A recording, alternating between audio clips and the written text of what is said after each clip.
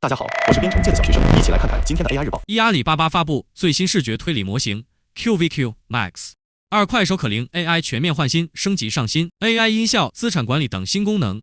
ChatGPT 迎来重大升级 ，GPT-4o 性能飙升，推出全新记忆功能 Moonshine Next V2。Client 现已支持 Gemini 2 5 Pro，AI 开发迎来新助力。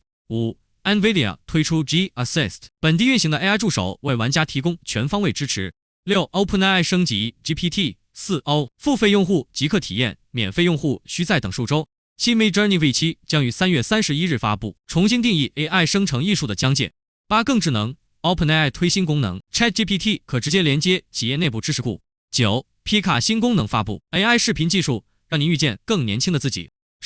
开源版 Suno 来了 ，AI 音乐生成模型 UA 可生成专业级的歌声和伴奏。